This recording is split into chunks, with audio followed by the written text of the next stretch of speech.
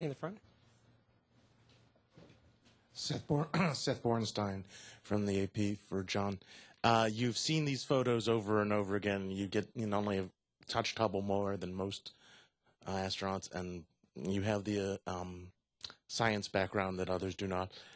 Can you describe to us the sense, both the science sense you get from seeing these images compared to sort of the sense of just what it does to you as a person? I think Heidi summed it up. When I saw the pictures the first time, and also the cosmic origin spectra, COS spectra, I was just wow. And it was the kind of wow, the hair standing up on the back of my neck, to see the potential of this telescope now. This is the first time that we've had all of the instruments up and working and with a clear field of view. And to say that, this is the telescope that maybe Lyman Spitzer imagined we would have someday would be a false truth. I don't think anybody ever could have imagined we'd have such a powerful telescope in orbit as we have with the Hubble right now. The detectors that we have, nobody even knew would exist. In the infrared channel and wide field, for instance, the detector technology, when we launched Hubble, didn't exist. And this ability of a crew of people in a succession of crews to be able to reinvent the telescope each time is really captured in these pictures, in that the technology and the people and the science that will come out of it is just so much more far-reaching than we ever could have imagined. And it really is the dream come true that we have a telescope with all this capability. Okay, we'll now take questions from our NASA Field Centers. We'll start with Johnson Space Center in Houston. Go ahead, Johnson. Hi, Robert Perlman with CollectSpace.com with a question for Greg, I guess, as the IMAX photographer on the crew. Will these new images play a part in the movie, if you know, and how will they be incorporated? Let's see, Tony Myers of IMAX might not want me to say too much, but there are some images in the movie, as she has told me, and they will certainly play a part. And then the 8 minutes we shot on orbit is, I think, all but one image she plans to use. So I felt pretty good about that, because it was easy to not shoot a good image. And so I think everybody will be wowed when they see the images from the movie. And the one thing that stood out to me on an early release, we've seen a little bit of the preview, is that you can see the Earth the way we saw it from the aft flight deck, not maybe as our spacewalkers did out in the bay, but from the aft flight deck you can see the Earth, and it's just spectacular. And I hope everybody gets a chance to see that, and it's coming out in March of 2010. Okay, we'll now take a question from Kennedy Space Center in Florida. Go ahead, Kennedy. News, and because we have so much time, but I do want a brief answer on this one in the interest of time. For all 7 crew members left to right, in one sentence or less, the first reaction when you saw the pictures or found out that everything worked. Well, let's see. I'll take a crack at starting us off on there. John's already taken the phrase wow, so I have to come up with something else. But it was just a very emotional feeling to look at those photos and be transported those billions of light years away, looking at that image and seeing the universe from a new perspective. It just very gratifying to know that we played a part in making that possible. I guess if I had to pick one word, it would be wonder. It's when we go to talk to elementary school children and they look at some of the Hubble images, and when you talk to those kids, you have to bring Hubble, because Hubble is part of the classroom.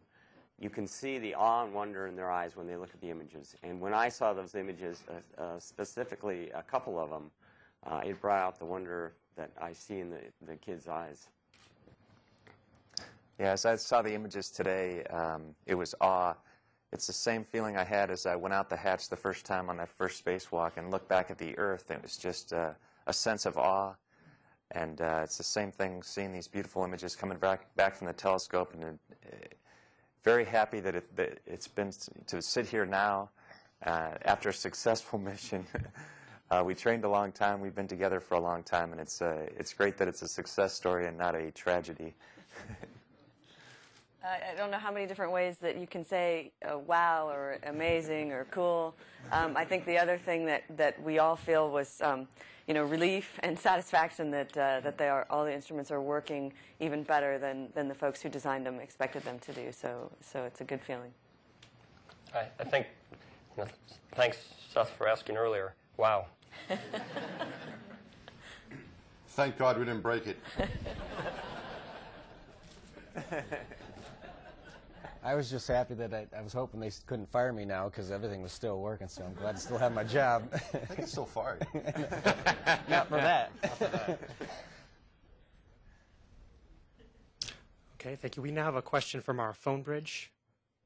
Go ahead. Hi, this is Dan Vergano at USA Today. I was wondering if you could say anything about how arduous these repairs were and when they were all done, how you guys felt. And were you confident or were you not at having gone through all this work? Well, I'll say that looking back at those 5 days of spacewalks, each one was a long day, very tiring by the time folks came inside. But at the end of the 5th spacewalk, the feeling with the folks coming in the door was one of accomplishment and I think pride in the whole NASA team. And John, I'll let you make a comment on that as well. I agree with all of that, Scooter. I think the big difference in this mission from previous missions is that Hubble threw us a lot more curves. And they were significant curves. And it wasn't something later in the mission that we'd had a series of successes and then it became hard. It was the very first task. It was getting the old wide field camera 2 out. And I've never been so emotionally low in my life as when I had the feeling that we weren't going to be able to get the old camera out and get this new wide field camera 3 in.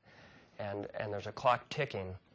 And it was, it was over in a heartbeat when the bolt came loose. But we had a whole succession of those. For me, the second big area of concern was when Mike Massimino and Mike Good were out, and we couldn't get the STIS handrail off. Here it is and here it is.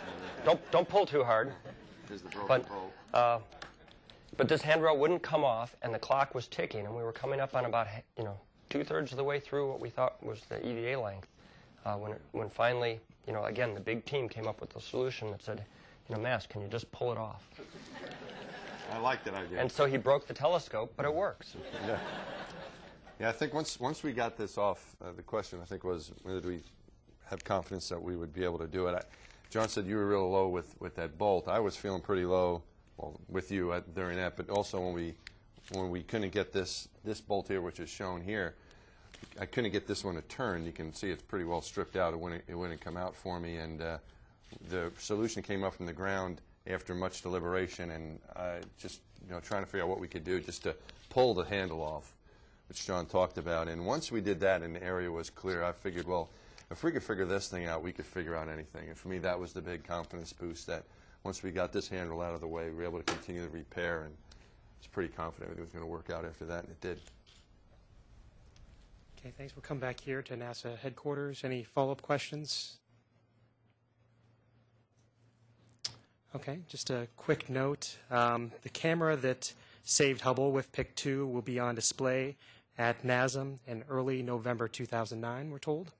And to view images of the new images and other images of from Hubble, and for information on the Hubble Space Telescope, please visit us on the web at nasa.gov/Hubble. Thanks, everyone, for joining us.